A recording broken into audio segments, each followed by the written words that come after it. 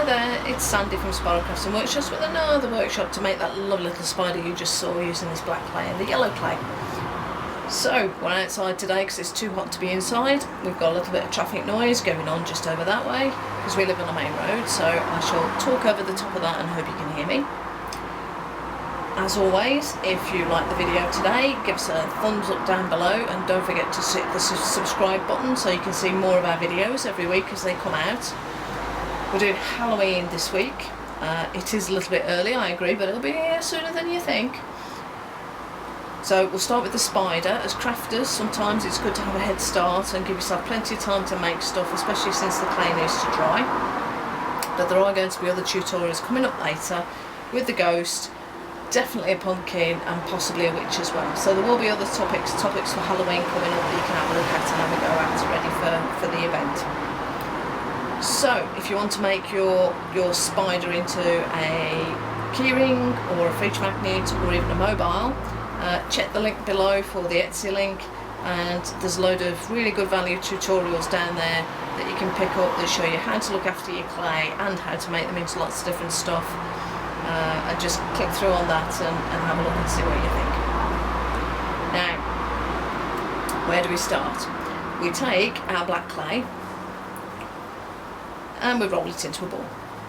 Veterans around here will not be surprised that this is what we do, because that's how we always start. What I'm going to do is take off a tiny little bit off the edge. Really, that probably will be too much, but it doesn't matter.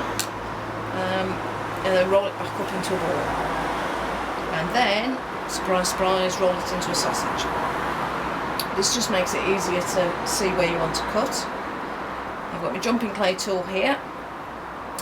Look at the link below, that's all ready for you to have a look if you wanted to buy one, but you can use ordinary clay tools as well. And I use the back of his head and I just put a line right in the middle of the sausage, and then I go just to one side like that and then roll it through and cut it off. So really I've got 2/3 and a third here. I'm going to put the third over there, I'm going to take my 2/3 and I'm going to roll it into a ball. And when I roll them into the ball, they come out like flying saucers usually, so I have to just give them a little bit of manipulation and softening and shaping and make them into a nice ball like that, because that's going to be the body of your spider. There we go. Take your little sausage and roll that out. Just fold the edges over and roll that out. And we want to cut this into 6. So what I'm going to do is, again, I'm just going to put a line in the middle because that kind of says I need 3 here, I need 3 here. And I'm going to do by eye and put 2 marks either side. Now they're not going to come out completely even, but there is things we can do. There are things we can do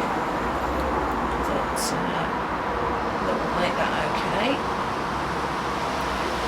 So cut your sausage into 6 and then roll them, surprise, surprise, into the balls, and you'll have a series of little balls that are different sizes, unless you're very, very, very good. If you can get them all the same size, that's great, don't worry about it, you're perfect and you're a lot better than me. I've got slightly different sized ones, so I'm going to have a look at these. So those, or just a tip, try not to get them, don't let them stick together, because they tend to do, when you pull them apart they lose the shape. So those are my 2 biggest ones, so I want those there. And then it's a bit tight, that's the next biggest and that's the next biggest. I think those are my 2 smallest ones. I'm going to pick up the body of the spider and I'm going to put on the first leg. So really, if you put it on the floor, on your surface, so that is going to be the back leg. You'll take your next biggest one and pop it next to it like that, and just press it onto the clay. Try not to deform the main body, and just press it onto the clay. And then, oh, it's a good point actually. I'm sticking a little bit to my noisy one. Right, I'm sticking a little bit to my surface, so I'm going to take it off and put it on my paper. Roll that back into a ball, and then put that one there. So keep that nice and round. And around the other side, so you want your big ball for the back to be directly opposite. So you want it in line with the back leg over there.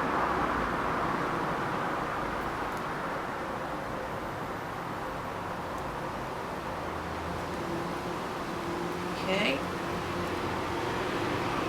Do that, and then do the front one there. There we go. So you can see you've got your spider there. All his legs in all his glory. There we go. Thought I might have done it wrong, but no, it's quite alright. So I'm going to take the yellow and take off a tiny little bit, maybe a little bit more than that. That's it. It doesn't take much of the yellow because we're only doing the eyes with the yellow. So that'll be fine. That's on the outside of my bag. Get that up. Seal that back up. Keep your black over there. So I'm going to grab my yellow. Roll it on my surface into a bit of a sausage. And then I'm going to go in half. So you see how that's directly in half there. Roll each one into a ball. It's a ball. It's probably a good idea to do this on paper as well, if you can, because they roll off everywhere. They're terrible. Right, now the jumping clay tool's got a very flat side and a bumpy side, so your flat side down, or you can just do it with a finger, but flat side down and just flatten out your two balls of yellow. Might need to peel them off, flatten them out again. Quite often when you flatten them they tend to shrink back again, so I'll regularly come back and re-squeeze them. Right, so that's his eyes. I'm going to put one of his eyes right there and just press it on. The clay sticks to itself as long as it's not too dried out. If it won't stick, it means it's too dry.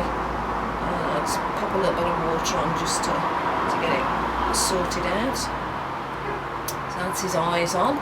You want to take the black, roll it into quite a thin sausage because you only need very tiny black bits, and then cut two little pieces off. Need to be, if you can get these as close to the same size as you can, that's really, really good, because they do look a bit funny if their eyes are a little bit different sometimes. So those are pretty close where I want them, so just pick them up, pop them right in the centre, give them a gentle press down, pop them right in the centre. Does have to be said though, that you can do your spider how you want to do your spider. I like them symmetrical round a bit of an axis there, because that's what I want to do, but there's absolutely nothing that says you can't do your spider exactly how you want to do your spider. So go ahead and get creative. If you want to do them with red eyes, there's red jumping clay that you can use as well.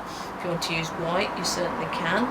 I'm just going to use the finger on my little, the nail on my little finger, and just pop it in there.